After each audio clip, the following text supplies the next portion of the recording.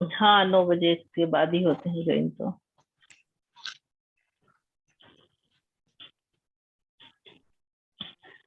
मैं इतने वो लगा लेती हूँ ना, भजन वगैरह, चैंटिंग कर लेती हूँ तो।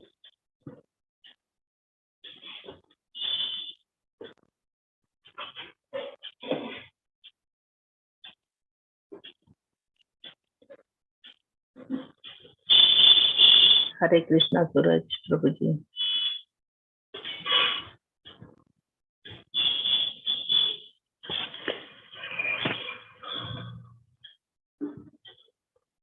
चलिए अब एक एक भजन लेते हैं। मेरी आवाज तो अच्छी नहीं है, लेकिन गाना मुझे अच्छा लगता है, भजन गाना, इसलिए आवाज पे मत जाना।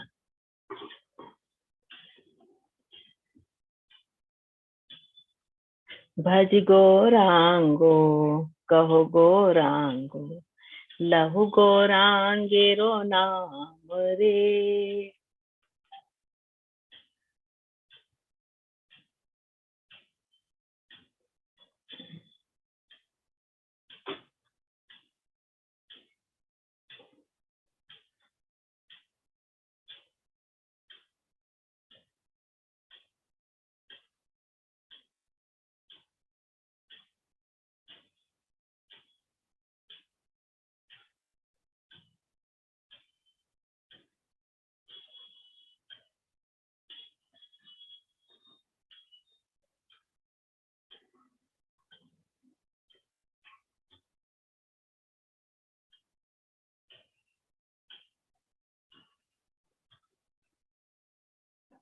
ओके माता जी, सेव कर लिया मैंने।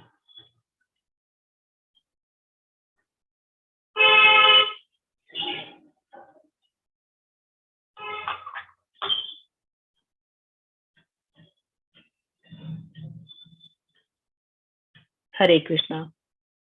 भज गौरांगो, कहो गौरांगो, लहु गौरांगेरो नाम रे।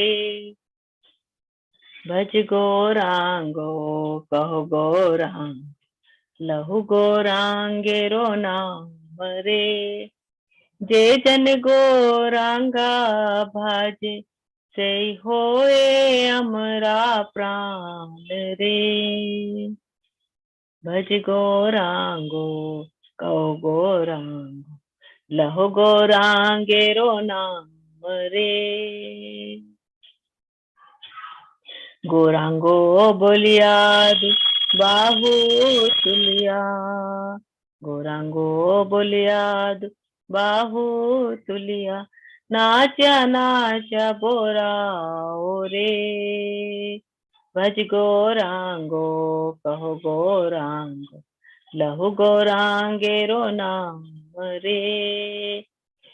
गौरांगो भजले, गौरांगा जपले, गौरांगो भजले, गौरांगा जपले, दुखेरा हो अवसान रे। भज गौरांगो, कहो गौरांगो, लहु गौरांगेरो नाम रे। जे जन गौरांगा भजे, सोई होए अमरा प्राण रे।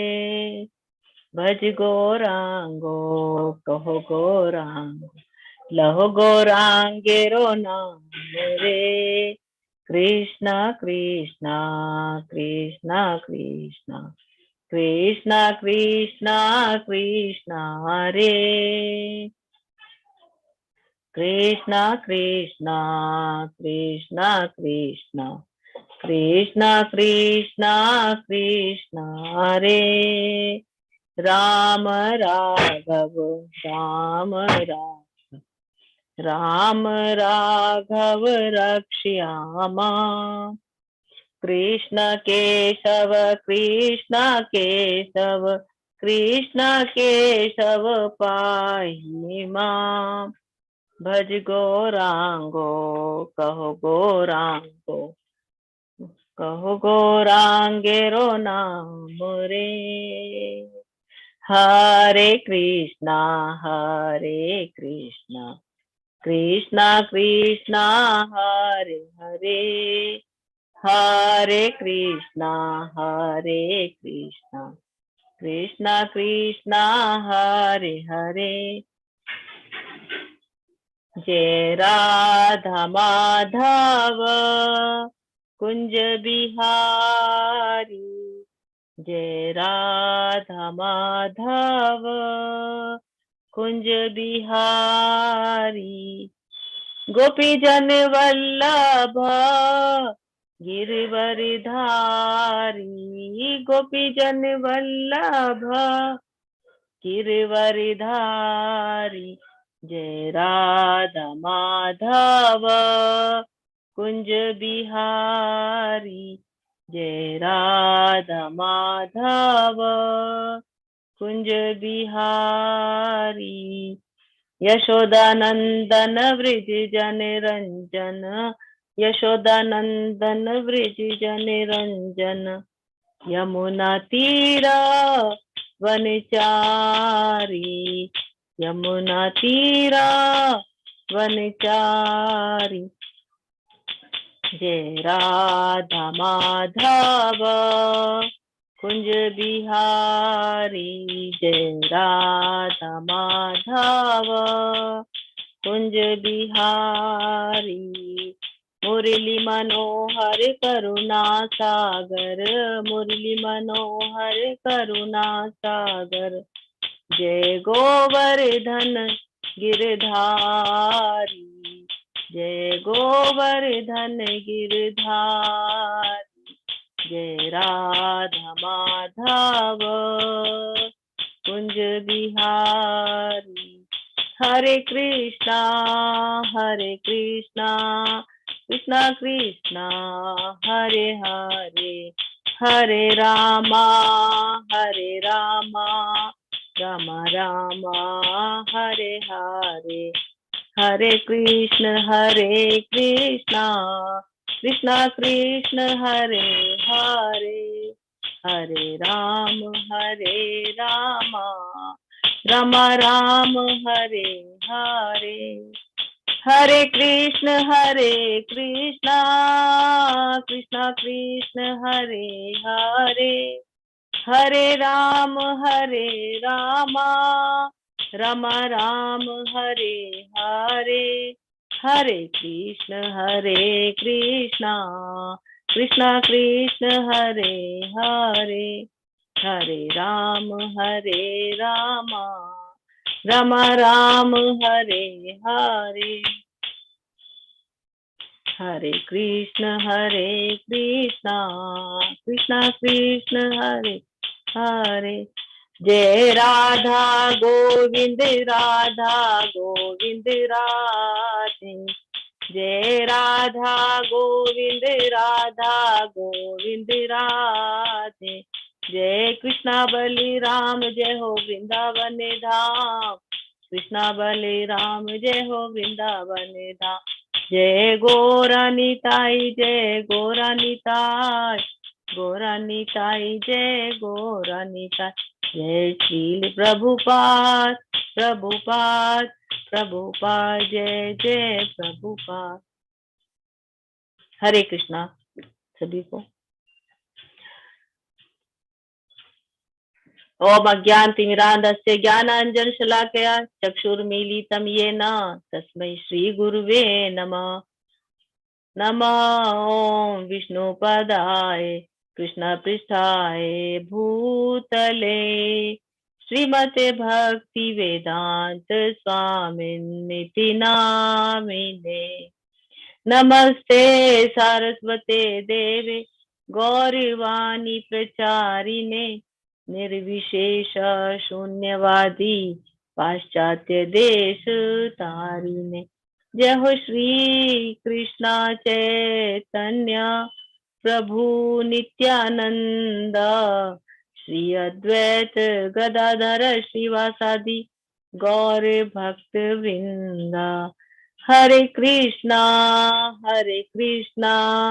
कृष्णा कृष्णा हरे हरे, हरे रामा हरे रामा रामा रामा हरे हरे। हे कृष्ण करुणा सिंधु दीनबंधु जगतपते गोपेश गोपिका कांता श्री राधा कांता नमस्तुते। तप्त कांचन गौरांगी श्री राधे वृंदावनेश्वरी वृषभानुसुते देवी प्रणमामि श्री हरि। हरे कृष्णा कृष्णा कृष्णा हरे हरे, हरे रामा रामा रामा हरे हरे। हरे कृष्णा। आप सभी का बहुत बहुत स्वागत है भगवत गीता के अध्याय 11 विश्व रूप संदर्शन योग, यानी भगवान का विराट रूप। इस अध्याय में आप सभी का हार्दिक स्वागत है। और अभी सब मात्र अभी 12 ही आए पाए हैं पार्टिसिपेंट्स। ठीक है, हम क्लास शुरू करते हैं। तो भगवत गीता का जो ये अध्याय है, इसका नाम हमारा है विश्व रूप संदर्शन योग। तो आज हम भगवान के विराट रूप के दर्शन करने वाले हैं। हरे कृष्ण।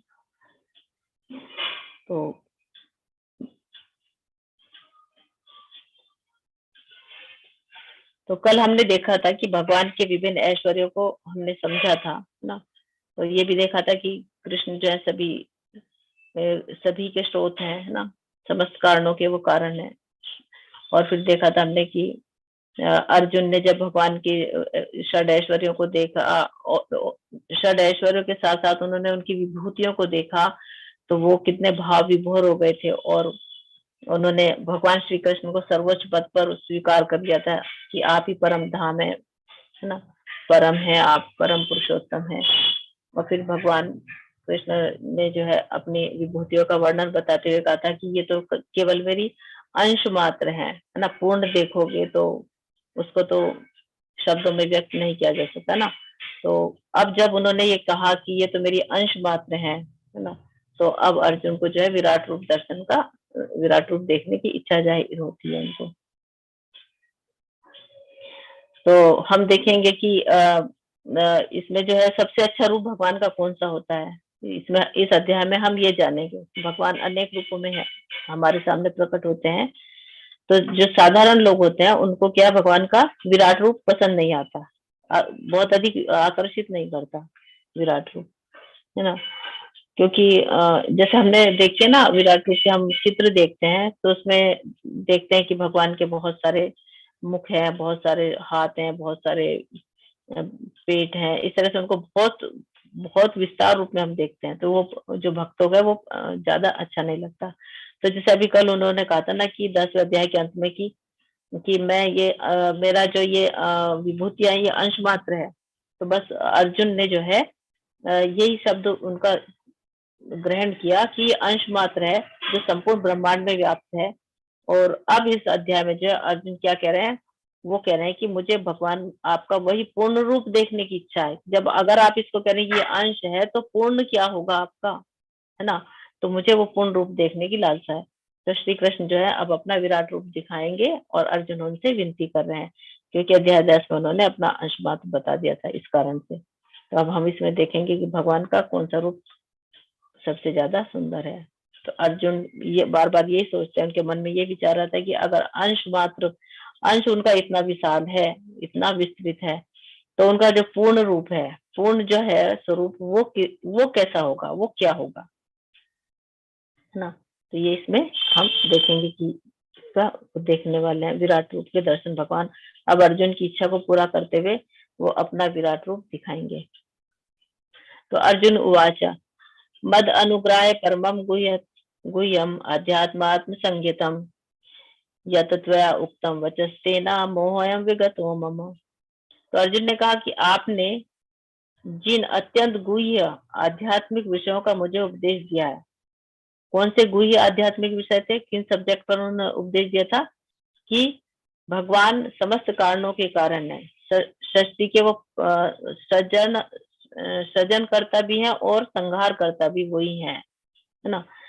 तो ये इन विषयों का जो आपने मुझे उपदेश दिया, तो उन सबको सुनकर मेरा मोह अब दूर हो गया है कि मैं अब मोहित नहीं हूँ। जो उसको मोह हो रहा था ना अपने रिश्तेदारों से कि युद्ध नहीं करूंगा, उनके मोह में जाल में वो पड़ गए थे, तो दूर हो गया है। लेकिन अभी दूर ही हुआ है, केवल पूरी तरह से नष्ट नहीं हुआ है ना? अभी थोड़ा सा बाकी और है। तो अर्जुन ने जब भगवान की विभूति के विषय में सुना था, तो उसका मोह दूर हो गया और वो समझ गया था कि कृष्ण ही पूर्ण पुरुषोत्तम भगवान है। वो इस समय वो पूरी तरह से भगवान को शरणागत हो गया है। तो 10वें अध्याय के 12वें श्लोक में भी अर्जुन कहते हैं कि आप परम भगवान है, परम धाम है, परम पवित्र है ना? इस तरह से उसने कहा था, जब वो बिल्कुल एकदम से आश्चर्यचकित हो गया था ना कि वाह, आप, वो कहते हैं ना कि ये विभूतियां मेरी अंश मात्र है, तो वो एकदम से वो आश्चर्यचकित हो गया था, अचंभित हो गया था ना? तो वो समझ गया था कि भगवान जो है समस्त कारणों के कारण है। इस जगत में जो भी कुछ है, अनंत कोटि तो ब्रह्मांड है, वो भगवान से ही निकले हैं। और उन समस्त ब्रह्मांडों के आदि कारण जो है भगवान है। जो भी हम भौतिक जगत में देख रहे हैं वो सब का कारण भगवान है। तो कृष्ण जो है अवतार नहीं है, बल्कि क्या है, वो समस्त अवतारों के अवतारी हैं ना? उनसे ही समस्त अवतार उत्पन्न हुए हैं। तो भगवान की विभूतियों को जानकर वो बहुत प्रबुद्ध हो गए हैं अर्जुन, और बहुत खुश भी हैं। खुश क्यों होंगे वो? उनको बड़ी खुशी हो रही है, वो इतने खुश हैं और गर्व महसूस कर रहे हैं कि देखो मेरा मित्र जो है, मैं ऐसे व्यक्ति का सखा हूँ कि जो इतना महान है ना? तो गर्व होता है ना, हम किसी अच्छे व्यक्ति से दोस्ती रखते हैं तो बड़ी अच्छी लगती है कि किसी जान पहचान वाला कोई हायर पोस्ट पे हो तो कि अच्छा वो तो मेरा पहचान वाला है, ऐसा ना? तो ऐसे अर्जुन भी जो है बहुत गर्व महसूस कर रहा है। तो इस तरह अध्याय 10 में जो है विभूतियां की जो देखी थी हमने थ्योरी थी, अब वो भगवान यहाँ पर उसको प्रैक्टिकल रूप में दिखाने वाले हैं। तो अब जहां तक अर्जुन की बात है, उसका कहना है, देखिए श्रील प्रभुपाद जी अपने तात्पर्य कितने सुंदर लिखते हैं। उनको जब हम पढ़ते हैं और समझते हैं, ये तो मात्र जैसे अर्जुन श्री कृष्ण ने कहा ना कि ये तो मेरा अंश मात्र है, इसी तरह से जो तात्पर्य कहीं कहीं बीच बीच में दिए गए हैं ना, ये तो श्री प्रभुपाद जी के अंश मात्र ही है तात्पर्य। इतने सुंदर सुंदर तात्पर्य लिखे हैं प्रभुपाद जी ने कि उनको पढ़ते हैं तो एकदम सब समझ में आ जाता है। तो अब जहां तक अर्जुन की बात है, उनका कहना है कि उसका मोह दूर हो गया है। इसका अर्थ यह नहीं हुआ कि वह कृष्ण को अपना मित्र स्वरूप सामान्य मनुष्य नहीं मानता, अपितु उन्हें प्रत्येक वस्तु का कारण मानता है ना? यानी कि वो अब उसको केवल एक मित्र के रूप में देख रहा है, अब तो वो समस्त वस्तु का कारण मानने लगा है। किंतु अब वह यह सोचता है कि भले ही वह कृष्ण को हर एक वस्तु का कारण माने, दूसरे लोग तो नहीं मानेंगे ना? तो इस अध्याय में यह सबों के लिए कृष्ण की अलौकिकता स्थापित करने के लिए कृष्ण से प्रार्थना करता है कि वे अपना विराट रूप दिखाएं, है ना? तो अर्जुन को तो समझ में आ गया था कि ये जो है परम धाम है, परम पुरुष है ना? श्री कृष्ण परम पुरुषोत्तम भगवान है। लेकिन वो चाहता है कि ये तो मैं तो समझ गया हूँ, लेकिन सब लोग थोड़ी समझ पाएंगे इनको कि ये भगवान है। वो तो इनको अपने जैसा साधारण मनुष्य ही मानते हैं। तो कृष्ण की अलौकिकता स्थापित करने के लिए, है ना, तो वो कृष्ण से प्रार्थना कर रहे हैं कि आप अपना मुझे विराट रूप दिखाएं ना? उनकी खुद की कोई विशेष इच्छा नहीं है देखने की, लेकिन विराट रूप दिखाएंगे तो सबको बिल्कुल पता चल जाएगा कि हाँ, ये वास्तव में भगवान है।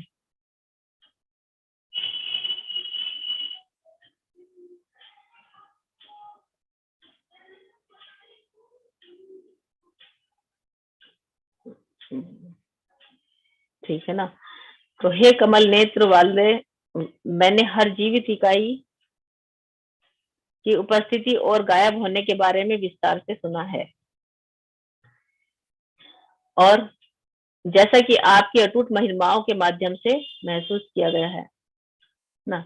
हे कमल नेत्र वाले, मैंने हर जीवित इकाई की उपस्थिति और गायब होने के विषय में, तो यहाँ पर जो है अर्जुन जो है भगवान श्री कृष्ण का अब गुणगान कर रहे हैं ना, उनके महिमा का, और उनसे प्रार्थना भी कर रहे हैं कि ताकि जो है आने वाले समय में लोग उनको एक सामान्य व्यक्ति बिल्कुल ना समझे ना। तो अर्जुन तो जान गया कि वो परम पुरुषोत्तम भगवान है, लेकिन कोई उनको परम पुरुषोत्तम भगवान नहीं जानेगा, तो इसलिए वो कह रहे हैं। तो भगवान ने यहाँ पे स्वयं बताया कि मैं ही संसार की उत्पत्ति और प्रलय का कारण हूँ, है ना। जीवित इकाई की उपस्थिति और गायब होने के बारे में क्या है कि उनकी उत्पत्ति भी मैं ही करता हूँ और उनको गायब भी मैं ही करता हूँ, यानी प्रलय का कारण भी मैं ही हूँ, है ना।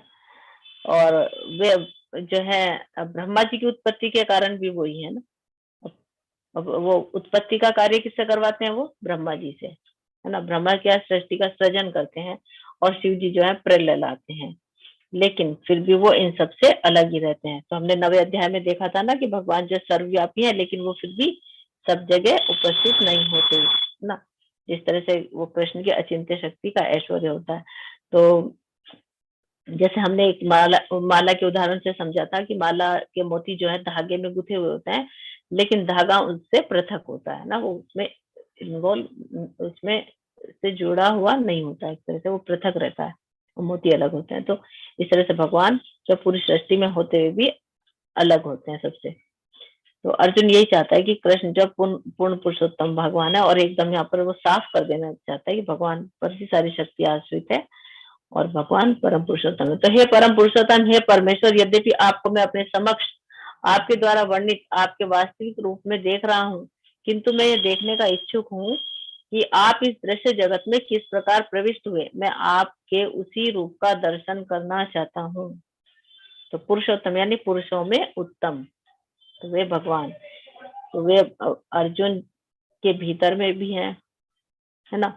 आपको मैं आप अपने समक्ष आपके द्वारा वर्णित आपके वास्तविक रूप में देखा हूँ। आपने जैसा वर्णन किया है कि मैं ऐसा हूँ, मैं ऐसा हूँ, और मैं उसी रूप में आपको देख रहा हूँ, किंतु मैं फिर भी ये देखने का इच्छुक हूँ कि आप इस दृश्य जगत में कैसे प्रविष्ट होते हैं, है ना। तो कि आप ब्रह्मांड के भीतर कैसे जाते हैं और कण कण में आपका वास है, तो किस ये संसार कैसे चल रहा है। तो अर्जुन इसको भी अनुभव करना चाह रहा है। तो वास्तविक रूप से तो वो अब बिल्कुल संतुष्ट हो गया, लेकिन फिर भी वो दूसरों को विश्वास दिलाने के लिए विराट रूप देखना चाह रहा है, क्योंकि आगे आने वाले समय में जो है लोग भगवान की उस पर उंगली उठाएंगे कि भगवान, ये भगवान है या नहीं है। तो अगर कोई स्वयं को भगवान कहता है तो उसको ये भी बताना पड़ेगा कि अगर कोई अपने आप को कहता है कि मैं भगवान हूँ, तो उससे हम क्वेश्चन कर सकते हैं कि आप अगर भगवान है तो आप अपना विराट स्वरूप दिखाइए। अगर वो विराट स्वरूप दिखा पाते हैं तो हमें समझ लेना चाहिए कि वो भगवान है, और नहीं तो हमें क्या समझना चाहिए कि ये ढोंगी है ना। और दूसरे जो सामान्य लोग हैं वो भी इस तरह से वो सावधान हो जाएंगे। तो अर्जुन जो है इस तरह विराट रूप से दर्शन करने की के के साथ साथ वो हमें सचेत भी कर रहे हैं कि ताकि आप सावधान रह सकें। तो हे प्रभु, हे योगेश्वर, यदि आप सोचते हैं कि मैं आपके विश्व रूप को देखने में समर्थ हो सकता हूँ, तो कृपा करके मुझे अपना असीम विश्व रूप दिखाइए, है ना।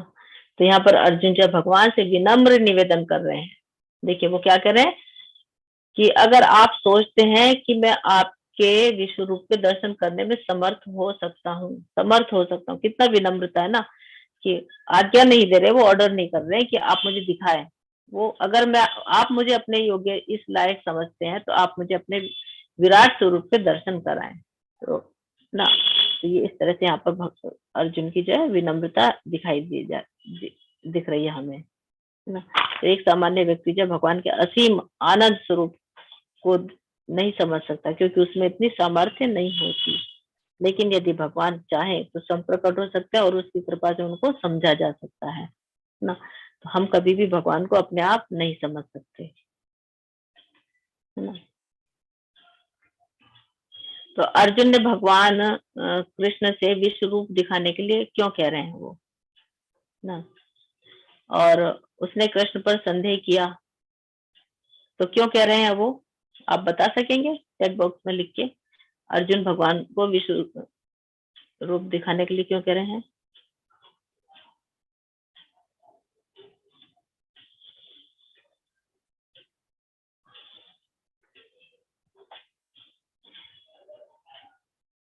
तो क्या अर्जुन को कृष्ण पर संदेह था, है ना। क्या उसने कृष्ण पर संदेह किया, या वो खुद को खास मान रहा था अर्जुन, या फिर लोगों को समझाने के लिए जो सोचेंगे कि कृष्ण एक साधारण व्यक्ति है ना। तो यही था ताकि लोगों को वो बता सके है ना, कि उनका दर्शन फ्यूचर में हम जैसे लोग क्वेश्चन ना करें। हाँ सही है ना, किरण माता जी ने अच्छा बताया, और उससे पहले का मैं पढ़ नहीं पाई हूँ, है ना। तो यही था इसमें। तो अर्जुन को कृष्ण पर संदेह बिल्कुल नहीं था, है ना, उसने तो बोल दिया था ना, वो तो एकदम जब विभूतियां देखी कल उन्होंने 10वें अध्याय में, तो तभी उन्होंने बोल दिया कि आप तो परम ब्रह्म है, परम धाम है, आदि पुरुष है, अजन्मा है ना। तो फिर है कि क्या वो स्वयं को विशेष मान रहा है कि नहीं, वो ऐसा भी नहीं सोच रहा, वो तो भगवान से विनती कर रहा है ना, बिल्कुल विशेष नहीं मान रहा, वो तो विनती कर रहा है कि आप मुझे अपना विष्णु रूप दिखाएं, कि अगर आप मुझे अपने योग्य समझते हैं, अगर मुझे इस लायक समझते हैं तो ही दिखाएं, और यदि मैं आपका विष्णु रूप देखने लायक नहीं हूं तो आप मुझे बिल्कुल ना दिखाएं। तो कितना साधारण है ना वो। तो और फिर दूसरा ये था कि लोग जो है किसी के चमत्कार से धोखा ना खा जाए, गुमराह ना हो जाए ना। और यदि कोई कहता है कि मैं परमेश्वर हूँ, तो हम उससे कहेंगे कि आप अपना विराट रूप दिखाएं। इस तरह से अर्जुन जो है उनको विराट रूप दिखाने के लिए कह रहे हैं। तो देखिए, मैं परमेश्वर हूँ, इसमें यही वाली बात बताई है, तो मुझे सार्वभौमिक रूप दिखा है, मैं परमेश्वर नहीं। अगर हम इस तरह से हम समझ गए हैं भगवान श्री कृष्ण को, तो अगर हम समझ जाते हैं तो हम किसी को कह सकते हैं कि अगर आप परमेश्वर हैं, ये देखिए ढोंगी बाबा कह रहे हैं मैं परमेश्वर हूँ, तो एक जागृत जो व्यक्ति है उसने कहा ठीक है आप परमेश्वर है, मैं मान लूंगा, लेकिन आप मुझे अपना सार्वभौमिक रूप दिखाएं, विराट रूप दिखाएं। और जैसी ये वाली बात आती है तो वो कहता है कि नहीं नहीं, मैं परमेश्वर नहीं हूँ। तो इस तरह से हम धोखाधड़ी से बच जाएंगे, ये हम अपने आप को सावधान कर लेंगे। तो भगवान ने कहा, अर्जुन हे पार्थ, अब तुम मेरे ऐश्वर्य को सैकड़ों हजारों प्रकार के दैवी तथा विविध रंगों वाले रूपों में देखो ना। तो इसमें क्या कहा है, तो यहाँ पर भगवान कह रहे हैं कि तुम मेरा विश्वव्यापी रूप अपनी इन आंखों से तो नहीं देख सकते, लेकिन मैं तुम्हें अब दिव्य दृष्टि प्रदान करूंगा और उससे तुम मेरे अनेक प्रकार के रंगों वाले स्वरूप को देख पाओगे। तो हे भारत, लो तुम आदित्यों, वसुओं, रुद्रों, अश्विन कुमारों तथा अन्य देवताओं के विभिन्न रूपों को यहाँ देखो। तुम ऐसे अनेक आश्चर्य में रूपों को देखो जिन्हें पहले किसी ने ना तो देखा है ना सुना है ना। तो हे अर्जुन, तुम जो भी देखना चाहते हो उसे तत्क्षण मेरे इस शरीर में देखो। तुम इस समय तथा भविष्य में भी जो भी देखना चाहते हो उसको यह विश्व रूप दिखाने वाला है। यहाँ एक ही स्थान पर चर और अचर सब कुछ है, किंतु तुम मुझे अपनी इन आंखों से नहीं देख सकते, अतः मैं तुम्हें दिव्य दृष्टि दे रहा हूँ, और अब मेरे योग ऐश्वर्य को देखो। तो अर्जुन ने जो इच्छा जाहिर की थी, अब भगवान श्री कृष्ण उसकी इच्छा पूरी कर रहे हैं। वो कह रहे हैं कि तुम अपनी आंखों से इन जो हमारे चर्म चक्षु होते हैं, इन चक्षुओं से तुम मुझे नहीं देख सकते, क्योंकि आंखों की जो है ना एक लिमिट होती है ना, वो एक निश्चित विजिबिलिटी तक ही देख पाता है। और यहाँ तक कि हम तो अपनी आंखों से अपने, अगर लाइट चली जाती है तो हम अपने आप को ही नहीं देख पाते ना, अगर लाइट चली जाती है। और यदि देखना होता है तो कैसे देखते हैं हम, कई हम अपने शरीर के भीतर क्या है उसको भी नहीं देख पाते, उसको देखने के लिए हमें एक्सरे करवाना होता है ना, सोनोग्राफी और भी बहुत सारी चीजें करवानी होती है, तो उससे हम देख पाते हैं। तो मतलब हम भगवान का स्वरूप तो बहुत सूक्ष्म है ना, तो उनको हम किस तरह से देख पाएंगे, तो इन आंखों से तो हम सूक्ष्मदर्शी यंत्र से भी नहीं देख सकते, कितना माइक्रोस्कोप लगा लें कुछ भी हम नहीं देख सकते भगवान को। तो अगर भगवान हम पर प्रकट होते हैं, वो हम हमारे सामने हम हमें हमें प्रकट होकर दिखाना चाहते हैं, तो वही हमें उसका रास्ता भी देते हैं, यानी हमें दिव्य चक्षु प्रदान करते हैं। तो ऐसा नहीं कि विश्व रूप यहाँ पर भगवान पहली बार ही दिखा रहे हैं ना, तो ऐसे दिव्य रूप उन्होंने बहुत बार दिखाए हैं। जैसे आ, लेकिन जो पूरा ये विराट रूप है, देखो अर्ध विराट रूप तो उन्होंने कई बार दिखाया, लेकिन जो पूर्ण विराट रूप है वो पहली बार ही अर्जुन को वो दिखाने वाले हैं ना। तो एक बार वो कौरवों की सभा में गए थे ना, इनके कौरवों के पांडवों के दूत बनकर गए थे, और जब उन्होंने 5 गांव मांगे थे, तो तब वो शांति का प्रस्ताव लेकर गए थे, तो दुर्योधन ने क्या किया था, उनको जंजीरों में बांध लिया था, बांधना चाहता था। और उस समय भगवान श्री कृष्ण ने अपना विराट रूप दिखाया था, लेकिन उस विराट रूप के दर्शन तब भी वो दुर्योधन या धृतराष्ट्र नहीं कर पाए थे, क्योंकि भगवान श्री कृष्ण उनके सामने प्रकट नहीं हुए थे, उनको प्रकट नहीं हुए थे। तो किन्होंने दर्शन किए थे वहां पर तब? तब भीष्म पितामह ने, द्रोणाचार्य ने, विदुर जी ने, ये लोग ही भगवान के दर्शन कर पाए थे। और बाकी सबकी आंखें तो, उनकी जो शरीर से जो दिव्य प्रकाश निकलता है ना, जो ब्रह्म ज्योति हम कहते हैं, उस दिव्य प्रकाश से उनकी आंखें चकाचौंध हो गई थी, तो भगवान के स्वरूप को देख ही नहीं पाए थे। तो भगवान जो है भक्तों को ही दिखाई देते हैं, वो अधर्मियों को बिल्कुल दिखाई नहीं देते। तो ऐसे इसमें बताया ना कि तुम जो देखना चाहते हो तत्क्षण मेरे शरीर में देखो, इस समय मेरे शरीर में देखो, है ना, शरीर में देखने की बात आ रही है। तो देखिए एक बार क्या हुआ था कि भगवान मिट्टी का खा रहे थे, है ना, तो माता यशोदा ने उनको कहा कि मुंह खोलो और मिट्टी को निकालो। तो जैसे ही कान्हा जी ने मुंह खोला तो उसमें माता को उन्होंने पूरा ब्रह्मांड दिखा दिया, उसमें चांद सूरज तारे सब दिखा दिए। और माता यशोदा एकदम घबरा गई कि मेरे लल्ला को तो कोई भूत प्रेत लग गया है, इसके मुंह में पता नहीं क्या क्या दिख रहा है। माँ इतनी भोली होती है भक्ति में ना, वो अपने अपने कृष्ण को समझ ही नहीं पा रही है वो, और भगवान उनको प्रकट भी नहीं होते ना, उनके सामने वो अपना असली रूप प्रकट भी नहीं करते। अगर वो अपना असली रूप उनके सामने बता देंगे तो क्या होगा, माँ जो है उसको वो बच्चे वाला स्नेह दे ही नहीं पाएंगी, वो उसको फिर भगवान रूप में मानने लग जाएंगी। इसलिए वो उनको ऐसे बीच बीच में कुछ कुछ थोड़ा सा करके ना अचंभित करते रहते थे। लेकिन माता यशोदा इतनी भोली होती हैं कि वो नहीं समझ पाई कि 3 महीने का बच्चे ने पूतना को मार दिया, और 7 साल का जब ये थे तो इन्होंने गोवर्धन पर्वत को उठा लिया अपनी छोटी नाजुक सी उंगली से। तो लेकिन माँ का तो वात्सल्य भाव इतना रहता है कि वो तो अपने कान्हा को एक छोटा सा बच्चा ही समझती है। तो जब वो, या ऐसी फिर एक घटना और हुई थी कि वो उनकी गोदी में सो रहे थे कान्हा जी, और उनका मुंह खुला, सोते सोते मुंह खुल गया। तब भी उनको जैसे माता की दृष्टि उसके मुंह पर पड़ी तो देखते हैं कि उसके मुंह में फिर वो एक पूरा ब्रह्मांड दिखाई दे रहा है। तब भी फिर माता जो है वो तो चक्कर खा के फिर गिर गई थी, है ना। तो इस तरह से माता यशोदा को वो अचंभित करते रहते थे। तो ऐसे उतंग ऋषि के बारे में भी आता है, उनके सामने भी ऐसे ही किया था उन्होंने। तो उतंग ऋषि जो थे ना, जैसे हमने कल मार्कंडेय ऋषि के बारे में पढ़ा था, एक उतंग ऋषि और हैं, उन्होंने क्या कहा था उनको, श्री कृष्ण को, कि ये जो महाभारत का युद्ध हुआ ना ये तुम्हारे कारण से हुआ है, अगर तुम चाहते तो युद्ध नहीं होता। तो वो कहते वो और वो उनको श्राप देना चाहते हैं कि मैं तुम्हें श्राप दूंगा।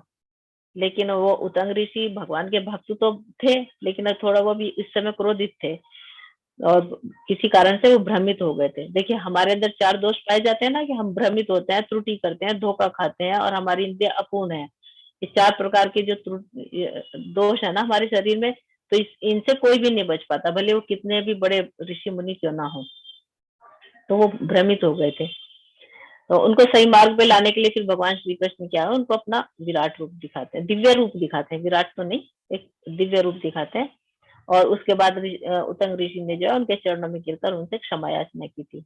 ऐसे हमने मार्कंडेय ऋषि के बारे में भी देखा था। तो इस तरह से कभी भगवान विष्णु में होते हैं और कभी भगवान विष्णु में होते हैं और कभी विष्णु में भगवान होते हैं। इस तरह से भगवान अपने आप को प्रदर्शित करते हैं, और ये भगवान की अचिंत्य शक्ति कहलाती है। अचिंत्य शक्ति क्या होती है, कि वो किसी भी इंद्रिय से कोई भी काम ले लेते हैं। जैसे वो आंखों से भोजन कर सकते हैं, और बिना पैरों के वो चल सकते हैं, है ना। खाना मुंह से खाना चाहिए, आंखों से खा लेते हैं, यानी ये भगवान की अचिंत्य शक्ति होती है। तो वो सबके भीतर भी है, सबके बाहर भी है। इस तरह की जो बातें हैं ये सब भगवान की अचिंत्य शक्ति से हमें दिखाई देती हैं। तो संजय उवाच, संजय ने कहा, एवं उक्त्वा ततो राजन महायोगेश्वरो हरि दर्शमास पार्थाय परम रूपम ऐश्वर्यम। तो संजय ने कहा, हे राजा, इस प्रकार कहकर महायोगेश्वर भगवान ने अर्जुन को अपना विश्व रूप दिखाया। तो संजय जो है धृतराष्ट्र को सब आंखों देखा हाल सुना रहे हैं, और धृतराष्ट्र उसका श्रवण कर रहे हैं। तो वो बता रहे हैं कि अब श्री कृष्ण ने जो है अपना विराट रूप प्रदर्शित कर दिया है ना।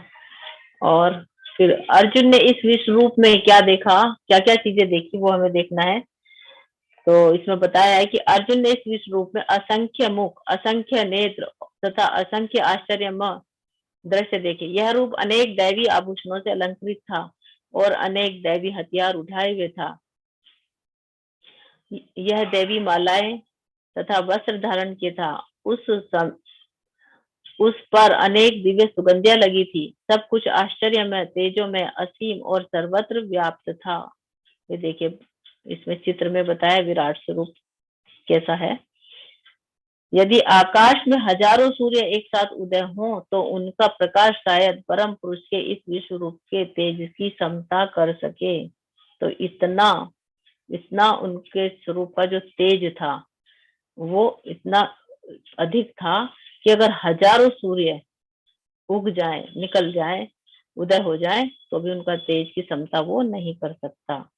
भगवान का विश्व रूप जो है उसमें अनेक हाथ थे, अनेक मुख थे, अनेक पेट थे और सभी में अलग अलग प्रकार के हथियार थे ना। तो और सूर्य इतना तेज था कि उसकी गर्मी कोई सहन नहीं कर पाए। अब हम सोच सकते हैं कि अगर हजारों सूर्य उग जाए और इतनी उनमें तेज था तो अर्जुन की क्या स्थिति रही होगी ना। हम तो एक सूरज की गर्मी को सहन नहीं कर पाते इतने तेज में, लेकिन अर्जुन के साथ ऐसा कुछ भी नहीं हुआ। क्यों नहीं हुआ? क्योंकि वो भगवान के संरक्षण में था। भगवान की कृपा से ही वो उनके दर्शन कर पा रहा था, तो वो उस ताप से भी बचा हुआ था, उसको कुछ नहीं हुआ था। फिर देखिए, उस समय अर्जुन भगवान के विश्व रूप में एक ही स्थान पर स्थित हजारों भागों में विभक्त ब्रह्मांड के अनेक अंशों को देख सका। ब्रह्मांड के जितने भी अंश है ना, अनंत कोटि ब्रह्मांड है, उन सबको वो एक स्थान पर बैठे बैठे देख सका था। और वो एक ही स्थान पर रहकर सब कुछ देख रहा है, तो भूतकाल, भविष्य, वर्तमान सब कुछ वो जो है भगवान की अचिंत्य शक्ति के कारण ही देख पा रहा था। तो अब हम ये देखते हैं कि जब वो इतना सब कुछ देख रहा था तो ये सब देखकर उसकी क्या स्थिति हुई होगी, क्या उसने क्या हालत हो रही होगी ना उसकी। तब मोहग्रस्त एवं आश्चर्यचकित रोमांचित हुए अर्जुन ने प्रणाम करने के लिए मस्तक झुकाया और वह हाथ जोड़कर भगवान से प्रार्थना करने लगा। तो भगवान के इस दिव्य रूप को देखकर अर्जुन जो है नतमस्तक हो जाता है और भगवान से प्रार्थना करता है। अब वो क्या है, अभी तक तो अपना दोस्त समझ रहे थे ना, सखा रूप में कुछ भी उठा के कह देना, जैसे दोस्ती में कोई कुछ भी मित्रता में कैसे भी बोल देते ना, लेकिन अब वो पूरी तरह से शरणागत है उनके और नतमस्तक हो जाता है और उनसे प्रार्थना विनती करने लगता है। तो अर्जुन ने कहा, हे भगवान कृष्ण, मैं आपके शरीर में सारे देवताओं तथा अन्य विविध जीवों को एकत्र देख रहा हूँ। मैं कमल पर आसीन ब्रह्मा, शिव जी तथा समस्त ऋषियों एवं दिव्य सर्पों को देख रहा हूँ। तो भगवान ने बोला था ना पिछले अध्याय में कि मैं ही देवी देवताओं का उद्गम हूँ, है ना। तो भगवान ने यहाँ पर दिखा दिया कि सारे जो देवी देवता है भगवान के विराट स्वरूप में ही आ जाते हैं। इसलिए कहते हैं ना कि भगवान श्री कृष्ण की अगर पूजा कर ली तो अन्य किसी की आराधना करने की आवश्यकता नहीं होती ना। तो वृक्ष की जड़ में अगर पानी दे देते हैं तो वहां पानी सब पूरे वृक्ष के हर टहनियों में, हर पत्तों में अपने आप ही पहुंच जाता है। इसी तरह से अगर हमने भगवान श्री कृष्ण को प्रसन्न कर लिया तो सभी देवी देवता सब अपने आप ही प्रसन्न रहते हैं ना। तो हे विश्वेश्वर, हे विश्व रूप, मैं आपके शरीर में अनेक अनेक हाथ, पेट, मुख तथा आंखें देख रहा हूँ जो सर्वत्र फैले हैं और जिनका अंत नहीं है। आप में न अंत दिखता है, न मध्य और न ही आदि। तो इतना विराट स्वरूप उन्होंने दिखाया कि उनका जो स्वरूप है कहाँ से शुरू हो रहा है और कहाँ अंत हो रहा है उनको कुछ समझ में नहीं आ रहा था। इतना विशाल था, इतना विशाल का उनका स्वरूप था। तो ये इसमें जो स्तुति आती है ना, अनेक बार उधर वक्त्र नेत्रम पश्यामि त्वाम सर्वतो अनंत रूपम नान्तम न मध्यम न पुनः स्वादिदम पश्यामि विश्वेश्वरम विश्व रूपम। तो ये बहुत ही सुंदर स्तुति है। तो इस तरह से वो जो है उनका ना तो प्रारंभ देख पा रहा है, ना एंड देख पा रहा है और ना ही बीच में जो है कुछ भी उसको दिखाई नहीं दे रहा है। तो आपके रूप को उसके चकाचौंध के कारण देख पाना कठिन है। क्योंकि यह वह प्रज्वलित अग्नि की भांति अथवा सूर्य के अपार प्रकाश की भांति चारों ओर फैल गया है। तो भी मैं इस तेजोमय रूप को सर्वत्र देख रहा हूँ, जो अनेक मुक्तों, गदाओं तथा चक्रों से विभूषित है। तो अर्जुन यही कह रहे हैं ना, देखो कि आपका जो प्रकाश है, आपके शरीर से जो दिव्य ज्योति निकल रही है, प्रज्वलित अग्नि की भांति है और सूर्य के अपार प्रकाश की भांति है, जो चारों तरफ फैला हुआ है। तो ऐसी स्थिति में कोई भी आपको नहीं देख सकता, लेकिन मैं देख पा रहा हूँ, क्योंकि मैं आपके मुकुट को, गदाओं को, चक्रों से जो विभूषित है हाथ, उन सबको मैं देख पा रहा हूँ। क्यों देख पा रहा हूँ? क्योंकि आपने मुझे दिव्य दृष्टि प्रदान की है। तो अर्जुन को भगवान पर का विश्व रूप देखने में कोई कठिनाई, थोड़ी कठिनाई हो सकती थी, लेकिन कोई कठिनाई नहीं हो रही है। तो भक्त को तो भगवान का श्याम सुंदर रूप ही प्रिय होता है, भगवान के ऐश्वर्य में उसकी कोई रुचि नहीं होती। तो आगे जब भगवान अपना काल रूप दिखाएंगे, तब अर्जुन क्या होगा? वो डर जाएगा। अब भगवान अपना काल रूप दिखाने वाले हैं और इस विराट रूप को देखने में उसकी कोई रुचि नहीं है। समेट, और कहता है कि आप अपने इस विराट स्वरूप को समेट लें। तो भगवान के जो सखा को यह रूप पसंद नहीं आता। जैसे यदि कोई हमारा मित्र होता है ना, तो बहुत शान शौकत दिखाता हुआ हमारे सामने आए, तो हमें वो बिल्कुल भी अच्छा नहीं लगेगा, है ना। हमें कैसा अच्छा लगेगा? अपना दोस्त जो जैसे वो पहले रहता था वैसा का वैसे ही, उसी रूप में अगर रहता है तो हमें वो पसंद आता है। अब यहाँ पर इन्होंने इतना विशाल अपना स्वरूप दिखा दिया, तो अर्जुन को वो बिल्कुल भी पसंद नहीं आ रहे हैं। आप परम आद्य ज्ञेय वास्तु हैं, आप इस ब्रह्मांड के परम आधार यानी आश्रय हैं, आप अव्यय हैं, पुराण पुरुष हैं ना, आप सनातन धर्म के पालक भगवान है, यही मेरा मत है। तो ये जो है अर्जुन बोल रहा है, आप ज्ञेय वस्तु यानी जानने योग्य हैं, आपको जानना चाहिए। हर इंसान का फर्ज है कि आपको जाने, और इस ब्रह्मांड के परम आधार आप ही हैं ना, अव्यय है, पुराण है, सनातन धर्म के पालक है। सनातन धर्म किसको कहते हैं? जो शाश्वत होता है, जो हमेशा बना रहता है, कभी समाप्त नहीं होता ना, जिसका ना आदि है ना अंत होता है, उसे सनातन धर्म कहते हैं। तो ये इस तरह से बात कर रहे हैं। आप आदि, मध्य तथा अंत से रहित हैं, आपका यश अनंत है, आपकी असंख्य भुजाएं हैं और सूर्य चंद्रमा आपकी आंखें हैं।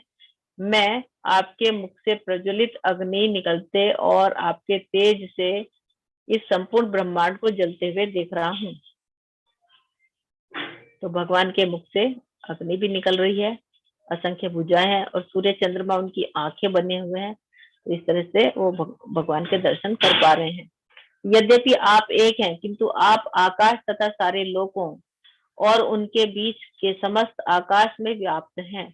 हे महापुरुष, आपके इस अद्भुत तथा भयानक रूप को देख के सारे लोग भयभीत हैं। तो क्या कह रहे हैं कि आपका जो ये विकराल रूप है, इसको देखकर सब सारे लोग जो है डर गए हैं ना। तो ये बहुत ही भयंकर रूप है, इसको देखकर मैं तो डर ही रहा हूँ, लेकिन और भी अन्य सारे लोगों के जीव डर रहे हैं। तो देवों का सारा समूह आपकी शरण ले रहा है और आप में प्रवेश कर रहा है। उनमें से कुछ अनंत अत्यंत भयभीत होकर हाथ जोड़े आपकी प्रार्थना कर रहे हैं। महर्षियों तथा सिद्धों के समूह कल्याण हो कहकर वैदिक स्तोत्रों का पाठ करते हुए आपकी स्तुति कर रहे हैं ना।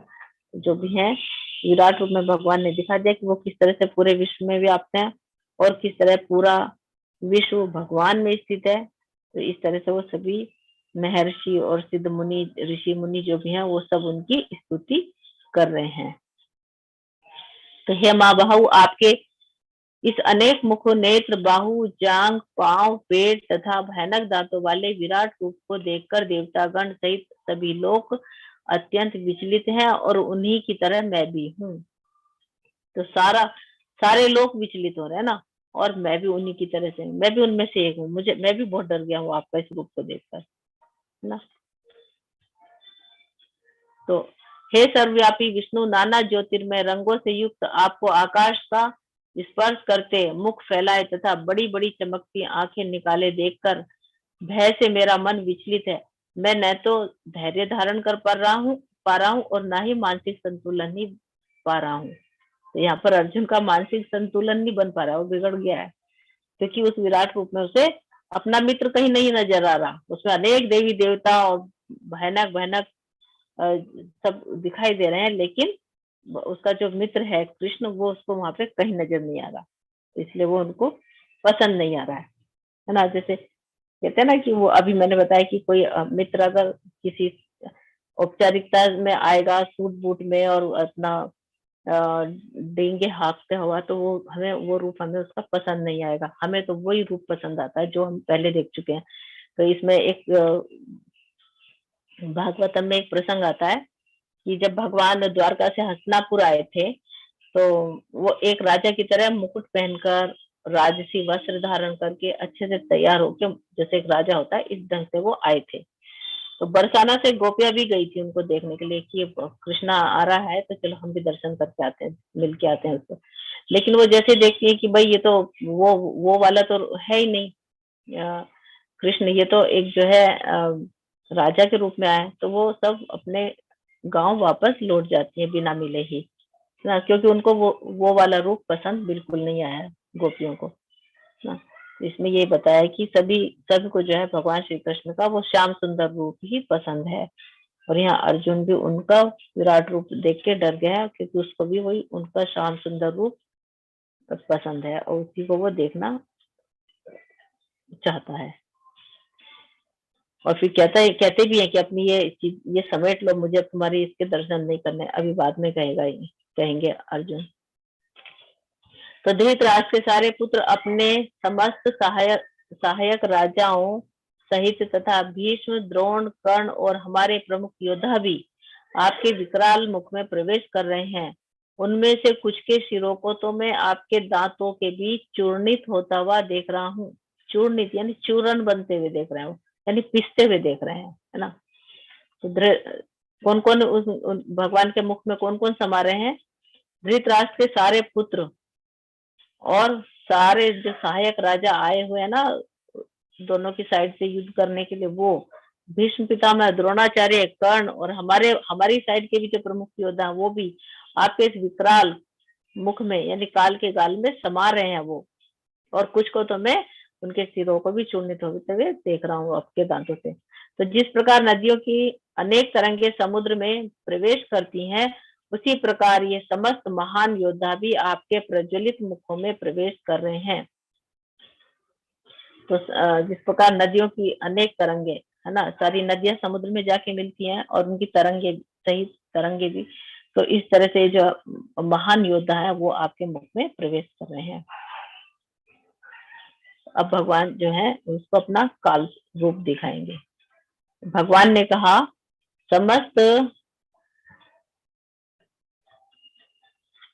समस्त जगतों को विनिष्ट करने वाला काल मैं ही हूँ और मैं यहाँ समस्त लोगों का विनाश करने के लिए आया हूँ। तुम्हारे पांडवों के सिवा दोनों पक्ष के सारे योद्धा मारे जाएंगे। अब देखिए इसमें क्या, समस्त लोगों का विनाश करने से तात्पर्य क्या है ना, वो भक्तों का कभी विनाश नहीं करते, जो अधर्मी होते हैं उनका विनाश करने के लिए पृथ्वी पर आते हैं। भक्तों का तो वो उद्धार करने के लिए आते हैं ना। तो अर्जुन युद्ध करने के पक्ष में नहीं था ना, तो युद्ध को क्या कह रहा था, वो सही मान रहा था कि युद्ध मैं नहीं करूंगा तो बहुत सही कदम उठाने जा रहा हूं मैं। तो अब भगवान का यहाँ पर उत्तर है कि देखो, तुम कह रहे थे ना कि मैं इनको नहीं मारूंगा, और मैं इनको अगर नहीं मारूंगा तो इनकी मृत्यु टल जाएगी। तो भगवान कह रहे हैं कि नहीं, इन सबको तो मैं पहले ही मार चुका हूँ, है ना। और तुम तो केवल अब निमित्त मात्र हो, अगर तुम नहीं मारोगे तो किसी और विधि से मैं इसको ये मारे जाएंगे। तुम युद्ध करो या ना करो, लेकिन तुम इनकी जो ये मृत्यु है इसको तुम बिल्कुल भी रोक नहीं सकते, क्योंकि ये मैंने पहले ही मार दिया, ये पहले से ही मृत हैं। और मेरी इच्छा है कि इन अधर्मियों का विनाश हो। अभी कहा ना कि लोगों का विनाश करने के लिए आया हूँ, तो इन अधर्मियों का मैं विनाश करने के लिए आया हूँ, और तुम केवल एक निमित्त मात्र हो। और भगवान जो है अपने भक्तों को उसका श्रेय देना चाहते हैं, इसलिए अर्जुन को वो उसका निमित्त बना रहे हैं। तो देखिए, तस्मात् उत्तिष्ठ यशो लभस्व जित्वा शत्रुन् भुक्ष्व राज्यं समृद्धम् मय्यावेते निहता पूर्वमेव निमित्त मात्रम भाव सव्यसाचिन। तो निमित्त मात्रम भाव सव्यसाचिन, हे सव्यसाची तुम तो एक निमित्त मात्र हो, इनको मैंने पहले से मार दिया है ना। तुम शत्रुओं को पर विजय प्राप्त करो और इस राज्य का उपभोग करो। इसलिए तस्मात् उत्तिष्ठ यशो लभ, इसलिए तुम उठो और यश को प्राप्त करो ना। तो इसमें मैंने बताया है कि आगे, अतः उठो, लड़ने के लिए तैयार हो जाओ और यश को अर्जित करो, अपने शत्रुओं को जीतकर संपन्न राज्य का भोग करो।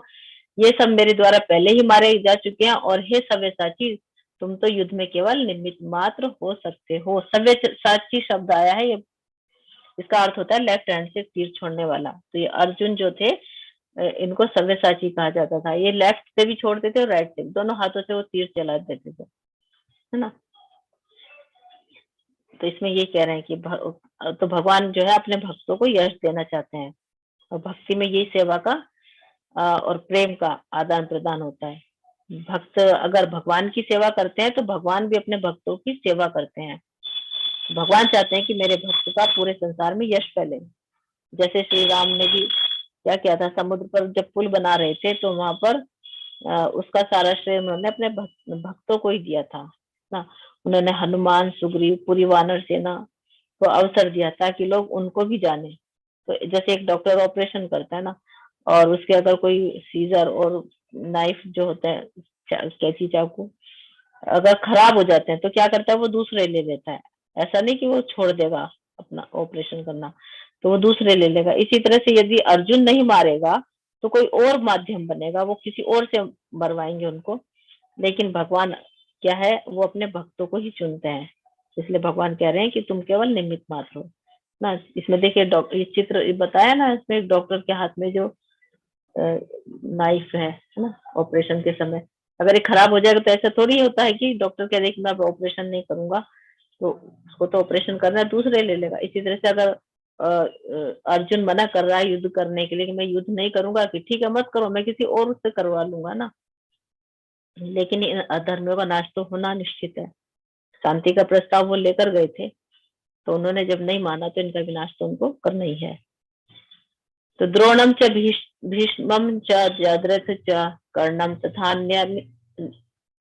अन्यानपि योध वीरान मया हतान स्तवम जहि माविष्ठा युधसु जेतासि रणे सपत्नान। तो द्रोण, भीष्म, जयद्रथ, कर्ण तथा अन्य महान योद्धा पहले ही मेरे द्वारा मारे जा चुके हैं, अतः उनका वध करो और तनिक भी विचलित न हो। तुम केवल युद्ध करो, युद्ध में तुम अपने शत्रुओं को परास्त करोगे। देखिए यहाँ पर उन्होंने घोषणा कर दी है, भगवान श्री कृष्ण ने पहले से, कि तुम शत्रुओं को परास्त करोगे ना।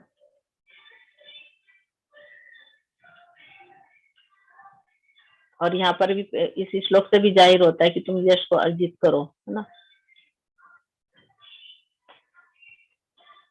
तो भगवान ने अर्जुन को आश्वस्त कर दिया यहाँ पर।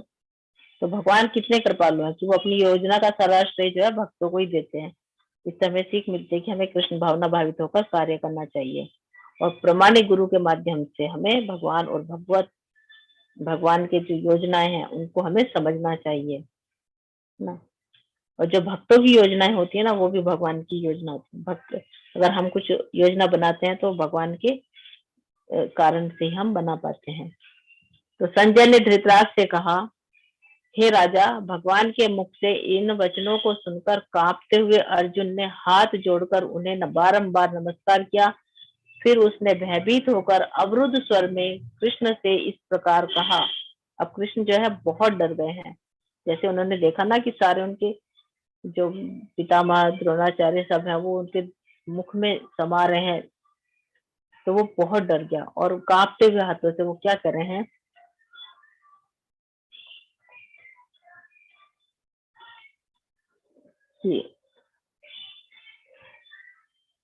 हे ऋषिकेश, आपके नाम के श्रवण से सारा संसार हर्षित होता है और सभी लोग आपके प्रति अनुरक्त होते हैं। यद्यपि सिद्ध पुरुष आपको नमस्कार करते हैं, किंतु असुर गण भयभीत हैं और इधर उधर भाग रहे हैं। यह ठीक ही हुआ, यह ठीक ही हुआ, है ना। तो इसमें कह रहे हैं कि अर्जुन को परिणाम समझ में आ गया है कि अब इसका क्या रिजल्ट आने वाला है। तो वो समझ चुका है कि इन सब की मृत्यु तो निश्चित है, जिनका मैं वध नहीं करना चाहता था उनकी तो निश्चित है। तो अब वो क्या भगवान का गुणगान करने लगते हैं ना। तो उसमें कहते हैं कि देवता, सिद्ध पुरुष और सारा संसार जो है खुश है, लेकिन जो असुर है और जो नास्तिक है वो आपके इस विनाशकारी रूप को देखकर बहुत डर गए हैं और इधर उधर भाग रहे हैं। तो इस तरह से भगवान की जो है अर्जुन अब प्रशंसा कर रहे हैं, क्योंकि वो जानता है कि भगवान जो भी कर रहे हैं वो सबके हित में ही काम करते हैं, उन सबकी भलाई के लिए कर रहे हैं ना। हे महात्मा, आप ब्रह्मा से भी बढ़कर हैं, आप आदि सृष्टा हैं, तो फिर आपको सादर नमस्कार क्यों न करें। हे अनंत, हे देवेश, हे जगत निवास, आप परम स्रोत हैं, अक्षर कारणों के कारण तथा इस भौतिक जगत से परे, जगत के परे हैं। तो विष्णु की नाभि से जो भगवान उसकी ब्रह्मा जी की उत्पत्ति विष्णु भगवान की विष्णु की नाभि कमल से निकले हैं वो, है ना। और शिव जी की उत्पत्ति भी विष्णु जी से ही हुई है। तो इस तरह से ब्रह्मा जी का जन्म कृष्ण के जो पूर्ण विस्तार गर्भोदक्षाय विष्णु से हुआ है ना। तो ये सारे देवता फिर आपको भला नमस्कार क्यों नहीं करें, क्योंकि सबकी उत्पत्ति आपसे ही हुई है, क्योंकि आप समस्त कारणों के कारण हैं ना। आप आदि देव सनातन पुरुष तथा दृश्य जगत के परम आश्रय हैं, आप सब कुछ जानने वाले हैं और आप ही सब कुछ हैं जो जानने योग्य है। आप भौतिक गुणों से परम आश्रय है। अनंत रूप यह संपूर्ण दृश्य जगत आपसे व्याप्त है। तो सारी वस्तु जो भगवान पर ही आश्रित है, वे संसार की प्रत्येक घटना को जानते हैं, और यदि ज्ञान का कोई अंत है तो वो जो है भगवान स्वयं ज्ञान का अंत है ना। तो सारा दृश्य जगत आप में ही व्याप्त है। तो आपको अपना मित्र मानते हुए मैंने हठ पूर्वक आपको हे कृष्ण, हे यादव, हे सखा जैसे संबोधन से पुकारा। अब देखिए क्या है, अब उनको अपने ऊपर ग्लानि हो रही है कि मैं इतने, ये तो भगवान है साक्षात, और मैं इनको किस किस तरह से इनको बुलाया करता था ना। एक जैसे दोस्त होता ना, कुछ भी उठा के बोल देता है, तो इस तरह से वो कह रहे हैं कि मैं तो आपको क्या, हे कृष्ण, हे यादव, हे सखा ऐसे संबोधनों से मैंने तुम्हें पुकारा है, क्योंकि मैं आपकी महिमा को उस समय नहीं जानता था। मैंने मूर्खतावश या प्रेमवश जो भी कुछ किया है, कृपा करके उसके लिए मुझे क्षमा कर दो। तो क्षमा याचना कर रहे हैं आप। यही नहीं, मैंने कई बार आराम करते समय, एक साथ लेटे हुए या साथ साथ खाते या बैठे हुए, कभी अकेले तो कभी अनेक मित्रों के समक्ष आपका अनादर भी किया है। हे अच्युत, मेरे इन समस्त अपराधों को क्षमा करें। तो बहुत दुखी भी हो रहे हैं कि मैंने कैसा कैसा को बोला है, लेकिन वो नहीं जानते कि मित्रता में ऐसा ही होता है ना। और कृष्ण भगवान को वही अच्छा लगता है, इसलिए तो वो अपने आप को किसी पर प्रकट नहीं करते। जब बहुत जरूरी हो जाता है तभी वो अपने आप को प्रकट करते थे। ऐसा हर किसी के सामने वो अपने आप को नहीं दिखाते थे कि मैं भगवान हूँ। तो अर्जुन यहाँ पर प्रबुद्ध हो गया है ना। तो इसमें देखिए दो बातें देखेंगे हम कि भक्त और अभक्त जो होते हैं दोनों में एक बात सामान्य होती है। वो क्या है कि जो भक्त होते हैं वो भी भगवान को भगवान नहीं मानते। क्यों नहीं मानते? वो प्रेम वश में नहीं मानते, है ना। और दूसरा जो अभक्त होता है वो ईर्ष्या के वश नहीं मानता, वो भगवान से द्वेष करता है, ईर्ष्या करता है, वो भी भगवान को भगवान नहीं मानता। तो अर्जुन जो है भगवान को सख्य भाव से जुड़ा हुआ था। जैसे कुछ बच्चे होते हैं ना, टीचर से बहुत ज्यादा फ्रैंक हो जाता है और वो उन्हें अपना मित्र समझते हैं, इसी तरह से अर्जुन भी है। और वो उनके दिव्य जो उनके रूप है, गुण है, लीला है, उनको वो जानता है लेकिन मानता नहीं है। जानता सब कुछ है लेकिन उसने ये नहीं माना कि ये भगवान है।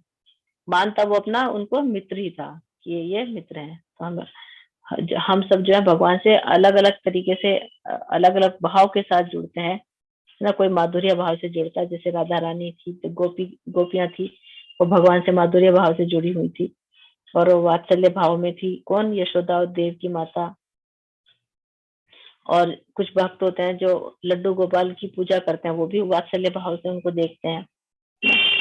तो दास्य भाव में भी भगवान से को कई लोग मानते हैं ना, भगवान की भक्ति करते हैं, जैसे हनुमान जी है, मीरा है, बाई है। और शांत शांत भाव में भी जुड़ते हैं भगवान से। तो गाय थी जो शांत रहती थी, मोर थे, है ना, पेड़ पौधे थे, बादल थे, ये सब क्या थे? भगवान से शांत भाव से जुड़े हुए थे। तो इस तरह से इसमें बताया गया है कि भगवान को भगवान मानते ही नहीं जो भक्त होते हैं। और वो जो है जैसे माता यशोदा थी ना, भगवान ने इतने असुरों का वध किया, है ना। लेकिन फिर भी वो उनको भगवान बिल्कुल नहीं मानती थी। उनके दोस्त जो थे ना ग्वाल बाल, वो आके कहते थे कि मैया, कान्हा ने सारे जंगल की आग को पी लिया, कि माता मैया, उसने उसको एक पूतना को मार दिया। लेकिन वो माता जो है ना, उसके इन कार्यों को लेके खुश नहीं होती थी कि अच्छा मेरे बेटे ने ऐसे बड़े बड़े काम कर दिए। वो तो डर जाती थी कि मेरे बेटे पे ये क्या, कैसी कैसी विपदाएं आ रही हैं। वो उसके नजर ही उतारती रहती थी कि मेरा कान्हा जो है ना इन बुरी नजरों से बचा रहे, छिपा के रखती थी। वो नहीं जानती थी कि ये कितने महान है।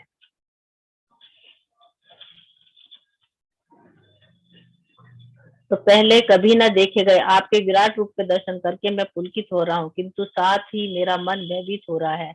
अतः आप मुझ पर कृपा करें और हे देवेश, हे जगन निवास, अपना पुरुषोत्तम भगवत स्वरूप पुनः दिखाएं। तो अब वो जो है भगवान से क्या कह रहे हैं कि आप मुझे अपना पुरुषोत्तम रूप पहले जैसा फिर से दिखाएं। तो विराट रूप के दर्शन करने के बाद अर्जुन प्रसन्न है, लेकिन भयभीत भी हो गया है। प्रसन्न इसलिए है कि उसका जो जो मित्र है वो भगवान है, गर्व महसूस कर रहा है। और उसने मैत्री भाव के कारण जो है कृष्ण के साथ बहुत सारे अपराध भी किया है। और दूसरा, विराट रूप इतना भयानक था कि वो डर भी गए। लेकिन अब अर्जुन कह रहे हैं कि अब आप पुनः पुरुषोत्तम रूप में आ जाइए, और ये विराट स्वरूप जो है इसको आप अब अपना समेट लीजिए। और ये जो है भौतिक जगत में जो है ये नश्वर होता है। विराट स्वरूप जो है स्थायी नहीं होता, ये कुछ क्षण के लिए ही भगवान श्री कृष्ण दिखाते हैं। तो भौतिक जगत के समान ये विराट स्वरूप भी नश्वर होता है। और जो वैकुंठ में होते हैं ना भगवान, वहां पर वो अपने चतुर्भुजी नारायण रूप में रहते हैं।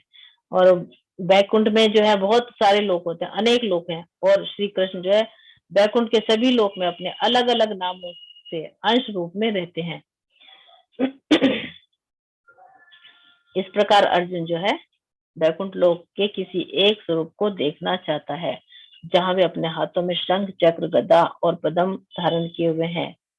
तो वैकुंठ किसे कहते हैं, जहां पर कोई कुंठा नहीं होती। तो देखिए अब वो है ना भगवान के श्री कृष्ण के चतुर्भुज नारायण रूप के दर्शन करना चाहते हैं, जो जहां वो वैकुंठ में निवास करते हैं। हे विराट रूप, हे सहस्त्रभुज भगवान, मैं आपके मुकुटधारी चतुर्भुज रूप का दर्शन करना चाहता हूँ, जिसमें आप अपने चारों हाथों में शंख चक्र गदा और पद्म लिए धारण किए होते हो। मैं उसी रूप को देखने की इच्छा करता हूँ ना। तो हे कुरुश्रेष्ठ, तुमसे पूर्व मेरे इस विश्व रूप को किसी ने नहीं देखा। अब भगवान श्री कृष्ण कह रहे हैं कि मेरे इस रूप को, विश्व रूप को किसी ने नहीं देखा, क्योंकि मैं ना तो वेदाध्ययन के द्वारा, न यज्ञ दान पुण्य या कठिन तपस्याओं के द्वारा इस रूप में इस संसार में देखा जा सकता हूँ। यानी आप कुछ भी कर लें, कितने भी वेदों का अध्ययन कर लें, यज्ञ कर लें, दान कर लें, लेकिन कोई भी मेरे इस विराट स्वरूप के दर्शन नहीं कर सकता। लेकिन ये मैंने तुम्हें दर्शन करवाए हैं। तुम मेरे भयानक रूप को देखकर अत्यंत विचलित और मोहित हो गए हो। अब इसे समाप्त करता हूँ। हे मेरे भक्त, तुम समस्त चिंताओं से पुनः मुक्त हो जाओ। तुम शांत चित्त से अब अपना इच्छित रूप देख सकते हो। तो भगवान कृष्ण उसको कह रहे हैं कि अब तुम शांत हो जाओ, और मैं अपना ये जो विराट स्वरूप है इसको समेट रहा हूँ। और तुम्हारा जो अब इच्छित स्वरूप देखने की जो तुम्हारी इच्छा है, कौन सा, चतुर्भुज नारायणी रूप देख, नारायण रूप देखने की इच्छा है, अब मैं तुम्हें वो अपना स्वरूप दिखाता हूँ। तो अब देखिए, मैं अब भगवत गीता में भगवान श्री कृष्ण अपने मुख से तो सारी बातें बता रहे हैं, तो हम फिर उनको भगवान कैसे ना मानेंगे ना। भगवान ने जो भी बातें बताई हैं, और हमें इससे बड़ा प्रमाण और क्या चाहिए ना। तो हमें भगवत गीता पे जो भी बातें बताई गई हैं वो बिल्कुल भगवान के मुख से निकली हुई हैं। तो ये बिल्कुल प्रमाण है। हमें किसी अन्य किसी साक्ष्य की जरूरत नहीं कि कोई कहे। वैसे ब्रह्म संहिता कह रही है ना, विष्णु पुराण गुणगान गा रहे हैं, फिर भी हम भगवान को भगवान मानने को तैयार नहीं, इधर उधर जा रहे हैं। क्यों जा रहे हैं? ऐसा नहीं कि हम भगवान को नहीं मानते, मानते हैं, लेकिन हमें पता ही नहीं कि हमें किधर जाना है। भारत के, हमारे भारत देश में हर घर में हर व्यक्ति जो है ना भगवान पर विश्वास करता है, लेकिन उसे पता नहीं है कि भगवान है कौन। हम सभी को भगवान मान लेते हैं और सबके कोई किस तरफ निकल पड़ता है, कोई किस तरफ निकल पड़ता है। तो इस तरह से जब हम भगवत गीता को पढ़ते हैं, समझते हैं, तो हमें सब बातें बहुत अच्छे से समझ में आती हैं।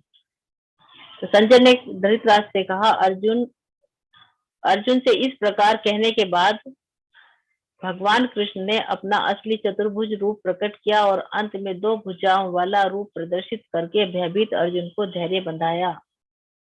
तो 2 भुजा वाला जो श्याम सुंदर रूप है, उसको देखकर अर्जुन का भय दूर हो गया है। पहले तो उन्होंने चतुर्भुज नारायण रूप दिखाया और अब फिर उन्होंने अपना वही जो उनके मित्र वाला रूप था ना, श्याम सुंदर रूप, वो उन्होंने दिखाया और उसका अर्जुन का भय जो है दूर कर दिया।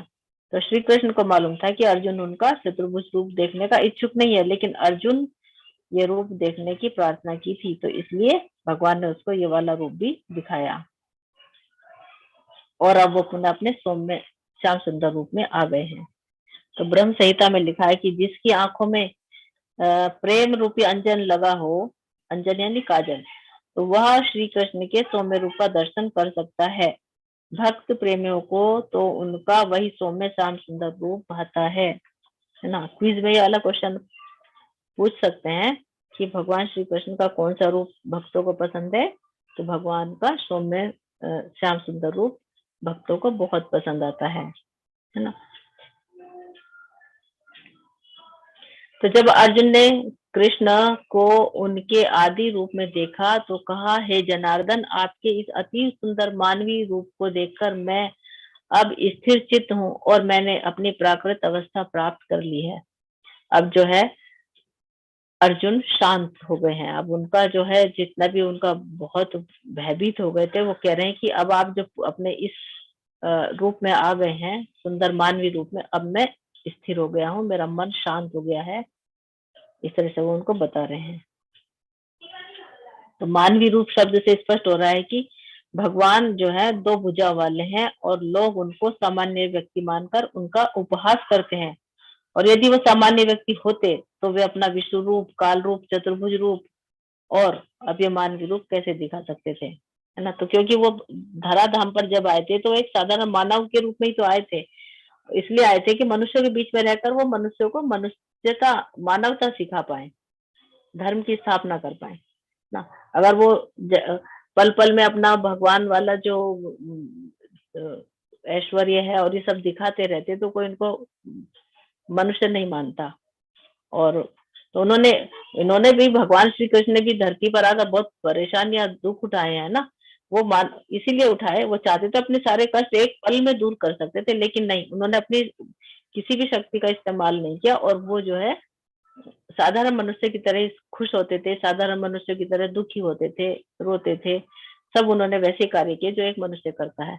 और जब कभी उनको आवश्यकता पड़ी कुछ अपना वो दिखाने की, जैसे सुदर्शन चक्र का प्रयोग किया, तो वो भी उन्होंने जो है धर्म की स्थापना के लिए ही किया। कहीं कहीं पर उन्होंने कभी कभी ऐसा किया, अन्यथा वो एक मानव की तरह ही सारा कार्य करते थे। तो भगवान ने कहा, हे अर्जुन, तुम मेरे जिस रूप को, कौन से रूप को, श्याम सुंदर रूप जो 2 भुजाओं वाला है, को इस समय देख रहे हो, उसे देख पाना अत्यंत दुष्कर है। यहाँ तक कि देवता भी इस अत्यंत प्रिय रूप को देखने की ताक में रहते हैं। तो ये जो 2 भुजा वाला रूप है, ये भी बहुत दुष्कर है। इसको भी भगवान श्री कृष्ण किसी के सामने प्रकट नहीं करते थे। जब भी तो ब्रह्मा जी भी धोखा खा गए थे ना, ब्रह्मलीला में इंद्र भी धोखा खा गए थे, क्योंकि उन्होंने प्रकट ही नहीं किया था उनको, उनके सामने अपने आप को। तो जो ये वाला रूप है, ये बहुत ही सुंदर है, सुदूर दर्शनम है, यानी इसे देख पाना बहुत कठिन है ना। इसमें बताया कि इस रूप का दर्शन तो ब्रह्मा तथा शिव जैसे देवता तक करना चाहते हैं, क्योंकि कृष्ण अपनी योग माया शक्ति से आच्छादित रहते हैं। उन्हें हर कोई नहीं देख सकता, उन्हें वही देख सकता है जिसके सामने वो प्रकट होते हैं, है ना। जिनके सामने प्रकट होने की उनकी इच्छा होती है, वो उनके दर्शन कर सकते हैं। तो भक्त्या तब अनन्या शक्य अहमे विविधो अर्जुन ज्ञातुम द्रष्टुम च तत्वेन प्रवेष्टुम च परंतप। हे अर्जुन, केवल अनन्य भक्ति द्वारा मुझे उस रूप में समझा जा सकता है जिस रूप में मैं तुम्हारे समक्ष खड़ा हूँ, और इस प्रकार मेरा साक्षात दर्शन भी किया जा सकता है। तो केवल अनन्य भक्ति के द्वारा, अनन्य यानी केवल एक कृष्ण की भक्ति, है ना, भक्ति जो एक निष्ठ भक्ति हो, जिसका भगवान श्री कृष्ण में पूर्ण विश्वास हो, दृढ़ विश्वास हो, वो मुझे उस रूप में समझ सकता है जिस रूप में मैं तुम्हारे समक्ष खड़ा हूँ। कान्हा जी खड़े हैं ना इस रूप में, और इसी प्रकार मेरा साक्षात दर्शन भी किया जा सकता है। यानी हम अगर अपनी भक्ति में ऊपर उठ जाते हैं तो हम भगवान श्री कृष्ण के दर्शन भी कर सकते हैं, अगर भगवान हमारे समक्ष प्रकट होना चाहेंगे तो। केवल इस विधि से तुम मेरे ज्ञान के रहस्य को पा सकते हो, है ना। तो इसमें एक चीज और हम देखेंगे कि ये जो भगवान श्री कृष्ण का जो श्याम सुंदर रूप है, ये बहुत सुंदर है। तो ये देखिए, भगवान का जो चित्र है, ये किसी ने अपनी कल्पना से नहीं बनाया। हम सोचे कि ऐसी कुछ नास्तिक लोग कहते हैं ना कि ये कल्पना से बनाए हुए हैं, तो ये जो हम फोटो देख रहे हैं, तो सारे जो चित्र हैं भक्तों ने बनाए हैं, और भक्त इसको कहाँ से लाए हैं, वो सब जो है ब्रह्म संहिता में लिखा हुआ है। ब्रह्म संहिता से ये भगवान श्री कृष्ण के चित्र बनाए गए हैं। ब्रह्म संहिता में भगवान के एक एक अंग का वर्णन किया गया है कि भगवान कैसे खड़े होते हैं, उनकी आंखें कैसी हैं, उनकी बाल कैसे हैं, उनका रंग कैसा है। इस तरह से जो है ना, ब्रह्म संहिता में पूरा वर्णन है, जिसमें ब्रह्मा जी ने पूरा वर्णन किया है। तो उसी के आधार पर चित्र बनाया गया है ना। तो ये कोई काल्पनिक नहीं, ये बिल्कुल वास्तविक है, और ये शास्त्रों से ली गई है। तो हमें मान लेना चाहिए कि भगवान ऐसे ही हैं, ना। तो भगवान तस्वीर में इतने सुंदर हमें दिखते हैं, तो असली में वो कितने सुंदर होते होंगे, है ना। जिनकी प्रतिमा इतनी सुंदर, वो कितना सुंदर होगा, है ना। तो मत कर्म कर्म मत कर्म कृत मत परमो मद भक्त संग वर्जिता निर्वैरम सर्वभूतेषु यह स मामेति पांडवा। तो हे अर्जुन, जो व्यक्ति सकाम कर्म तथा मनोधर्म के कलमश से मुक्त होकर मेरी शुद्ध भक्ति में तत्पर रहता है, जो मेरे लिए ही कर्म करता है, जो मुझे जीवन लक्ष्य समझता है, और जो प्रत्येक जीव से मैत्री भाव रखता है, वह निश्चय ही मुझे प्राप्त करता है ना। तो अब अगले अध्याय में भक्ति योग का इस श्लोक में संकेत दे दिया है कि अब भक्ति योग जो हम पढ़ेंगे। तो भक्ति योग कैसे होगा, जो शुद्ध भक्ति में हमेशा रहता है, मेरे लिए काम करता है, मुझे अपना जीवन का लक्ष्य मानता है, मैत्री भाव रखता है, तो वो जो है मुझे निश्चित रूप से प्राप्त कर सकता है। तो भगवान कृष्ण के प्रति अविभाजित भक्ति सेवा हम कैसे शुरू करें ना। तो अभी तक यही सार निकला कि भगवान की सेवा करके हम भगवान को प्राप्त कर सकते हैं, उनको जान सकते हैं, उनको हम अलग अलग स्वरूपों में देख सकते हैं। अभी हमने देखा ना, विराट स्वरूप देखा, काल रूप देखा, चतुर्भुज रूप देखा, और अब दो भुजी रूप में वो देखा। तो इस तरह से हम उनको उनके अलग अलग स्वरूपों में हम देख सकते हैं। दूसरा, हम हरे कृष्ण महामंत्र का जप करके हम भगवान को समझ सकते हैं, है ना। तो आप भी जो है हरे कृष्ण महामंत्र का जप बिल्कुल शुरू कर दीजिए, ये बहुत जरूरी है ना। आप चाहे एक माला करें या एक से अधिक करें, पर आप उसको करिए, आपको बहुत अच्छा लगेगा। तो हमें मालूम नहीं कि हमने कितने करोड़ों जन्म जो है ऐसे ही व्यर्थ कर दिए ना, कितनी योनियों में हम 84 लाख योनियों में भटकने के बाद हम आज यहाँ इस मानव शरीर में आए हैं, मानव जीवन हमें मिला है। तो हम ये मानव जीवन तो भगवान को समर्पित कर सकते हैं ना। बाकी अन्य योनियों में तो हमने वही कार्य किए जो हमें पसंद थे, है ना। और यदि हम इस मानव जीवन में भी वही कार्य करें जो हम पशु जीवन में या कीट पतंगे वाले जीवन में करते आ रहे थे, तो फिर उस जीवन में और इस मानव जीवन में कोई अंतर नहीं रह जाएगा। तो हमें अपना ये मानव जीवन भगवान को समर्पित करने के लिए होता है, ताकि हम अपने धाम जा सके, अपनी आत्मा का हम उत्थान कर सके। तो है ना, तो हमें भगवान के लिए रोज 1 घंटा निकालना चाहिए। मंगल आरती होती है, उसमें मंगल आरती हमें अटेंड करनी चाहिए ना। 4:30 बजे उठ जाना चाहिए। इस तरह से जितना हमसे हो सकता है हमें उतना कर लेना चाहिए। और तो भगवान को जो है आपसे क्या है, कुछ भी नहीं चाहिए होता, बस उनको हमारा प्रेम चाहिए और हमारी भक्ति चाहिए, तो हमारा हृदय जब हरि नाम जब से परिपूर्ण होगा तो हम जो है भगवान को प्राप्त कर सकेंगे। और कलयुग में केवल हरे हरि नाम का जप ही एकमात्र आधार है, उसका जप करके ही हम अपनी आत्मा का उत्थान करके भगवत धाम जा सकते हैं।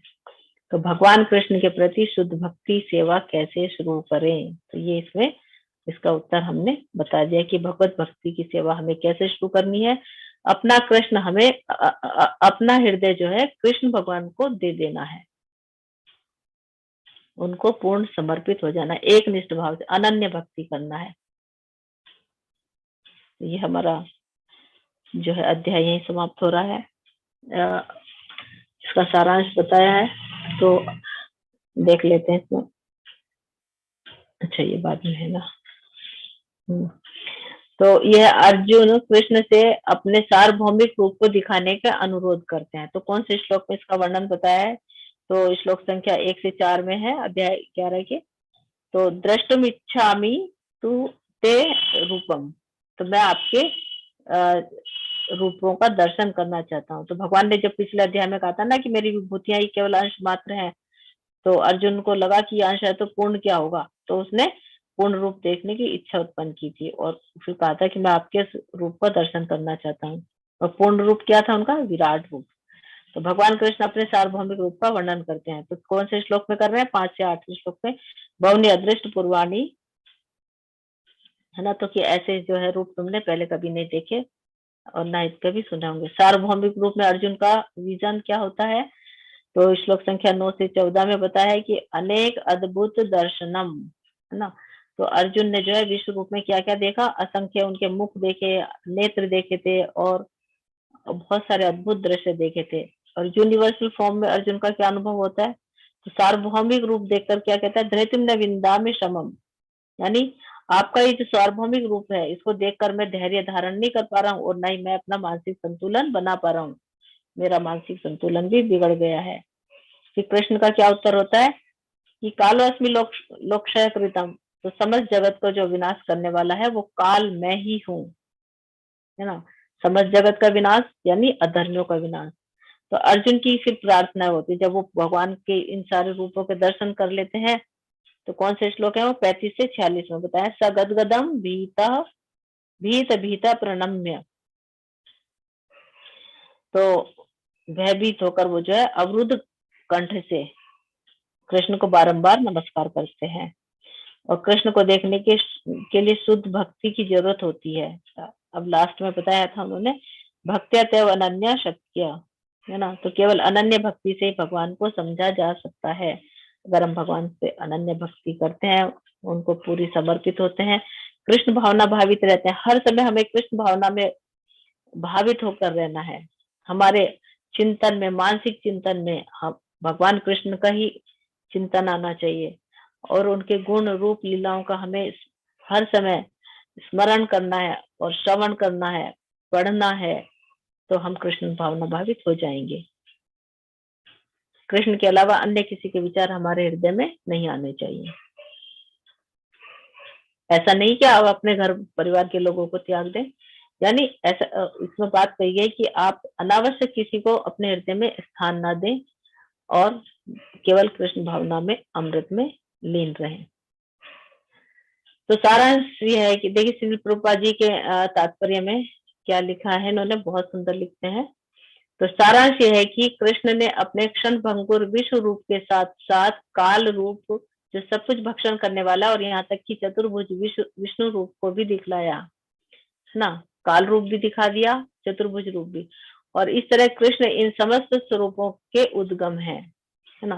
तो जितने भी भगवान श्री कृष्ण के स्वरूप है सभी के उद्गम भगवान ही हैं। वो स्वयं के भी अवतारी वो ही हैं। तो ऐसा नहीं कि वे आदि विश्वरूप या विष्णु की ही अभिव्यक्ति है ना। कहते ना विष्णु जो है वो भी उन्हीं के ही है, उनसे ही उत्पत्ति हुई है ना। तीन विष्णु के 3 रूप बताए ना, ये कारणोदक्षाई विष्णु, गर्भोदक्षाई विष्णु, क्षीरोदक्षाई विष्णु। तो ये जो है इन सब की जो अभिव्यक्ति है वो भगवान श्री कृष्ण ही है। इनके बारे में हम थोड़ा सा समझ लेते हैं, टाइम तो हो गया है। थोड़ा सा मैं बताना चाहूंगी कि जो कारणोदक्षाई विष्णु है वो जो है क्या है, भगवान की जो अपरा शक्ति की अभिव्यक्ति है भौतिक जगत की। और इसमें जो है वो अ, अ, एक मोटे तौर पे हम समझेंगे कि जैसे भगवान विष्णु जो है श्वास छोड़ते हैं, अपनी सांस छोड़ते हैं, तो उससे असंख्य ब्रह्मांड निकलते हैं, तो ये हो जाते हैं कारणोदक्षाई विष्णु। फिर है गर्भोदक्षाई विष्णु। तो इस गर्भोदक्षाई विष्णु में जो है वो जो जो ब्रह्मांडों की उत्पत्ति हुई थी ना कारणोदक्षाई विष्णु से, उन ब्रह्मांडों में वो हर ब्रह्मांड में प्रवेश करते हैं विष्णु के रूप में, और प्रत्येक ब्रह्मांड की फिर सृष्टि होती है। फिर उसके बाद बताया है क्षीरोदक्षाई विष्णु। तो इसमें क्षीरोदक्षाई विष्णु में यह है कि भगवान जो है क्षीरोदक्षाई विष्णु के रूप में हर कण कण में विद्यमान है और हमारे हृदय में परमात्मा रूप में वो स्थित है। तो इस तरह से विष्णु की ये सब श्री कृष्ण की अभिव्यक्ति है। वे समस्त रूपों के उद्गम है। भक्त के लिए कृष्ण का कोई अन्य रूप उतना महत्वपूर्ण नहीं जितना कि मूल दो भुजी श्याम सुंदर रूप। तो भक्त को केवल वही रूप श्याम सुंदर रूप ही पसंद है। तो ब्रह्म संहिता में कहा गया है कि जो प्रेम या भक्ति भाव से कृष्ण के श्याम सुंदर रूप के प्रति आसक्त है वे सदैव उन्हें अपने हृदय में देख सकते हैं ना।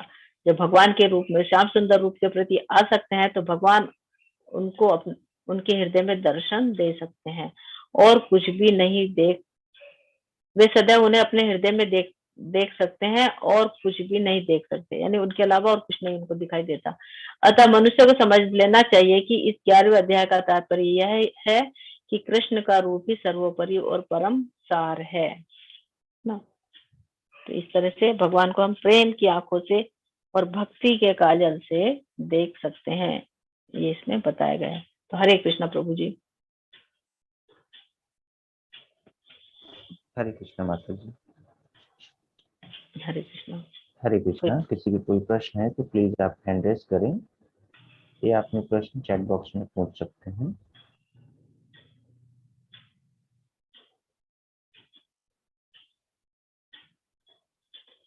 ठीक है प्रभु जी, आज शायद चैट बॉक्स में भी नहीं होगा ना कोई क्वेश्चन। जी माता जी, कोई प्रश्न नहीं है अभी तक। ठीक है प्रभु जी, एंड करते हैं जी। वांछा कल्पतरुभ्यश्च कृपा सिंधुभ्य एव च पतितानां पावनेभ्यो वैष्णवेभ्यो नमो नमः। हरे कृष्ण कृष्ण कृष्ण हरे हरे, हरे राम राम राम हरे हरे।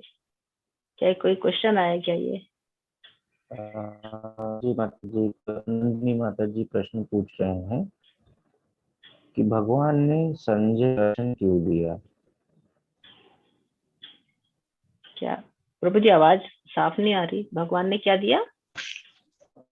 संजय को दर्शन क्यों दिया। हाँ हरे कृष्ण माता भगवान, जी। हाँ जी, भगवान ने संजय को दर्शन क्यों दिया ना, तो वो तो भक्त थे ना भगवान श्री कृष्ण के। द्रोणाचार्य, भीष्म पितामह और विदुर, संजय, महर्षि वेदव्यास ने उनको दिव्य दृष्टि प्रदान की थी। इसके बारे में बताया था कि जब दिव्य दृष्टि देने की बात आई थी तो धृतराष्ट्र ने लेने से मना कर दिया था, है ना। उन्होंने कहा था कि मुझे नहीं चाहिए, और संजय को फिर उन्होंने दी थी, और संजय उनको उस दृष्टि के माध्यम से आंखों देखा हाल सुना रहे थे। अब जब वो उनको दृष्टि प्रदान की गई, जैसे अब महर्षि वेदव्यास ने संजय को दी है, इसी तरह से भगवान श्री कृष्ण ने अर्जुन को दिव्य दृष्टि दी। तो दोनों ही वो भगवान के विराट स्वरूप के यानी चारों रूपों के वो दर्शन कर पाए, है ना। काल रूप था, चतुर्भुजी रूप, दो भुजी रूप, सबके वो दर्शन कर पा रहे थे। और जो ये महर्षि जो वेद व्यास थे, ये भी कृष्ण भगवान के ही अंश हैं, उनके ही ये अवतार थे ना। तो भगवान जब धराधाम पर आते हैं वो अकेले नहीं आते, वो अपने बहुत सारे पार्षदों को लेके आते हैं। तो ये भी उनमें से ही एक है ना। तो उनको वेद व्यास को भी, महर्षि वेद व्यास को भी हमें साधारण इंसान के रूप में नहीं समझना चाहिए, वो भी भगवान ही थे। जैसे बलराम है, वो भी भगवान के ही अंश थे, अवतार थे। तो सबको साथ में लेकर वो आते हैं ना। तो हरे कृष्णा। वांछाकल्प तरुभ्यश्च हरे कृपा कृष्णा सिंधु पतितानां पावनेभ्यो वैष्णवेभ्यो नमः। हरे कृष्ण कृष्ण कृष्ण हरे हरे, हरे राम राम राम हरे हरे कृष्णा। सूरज गुप्ता प्रभु जी हरे कृष्णा। संजय प्रभु जी हरे कृष्णा। मिलते हैं। हरे कृष्णा।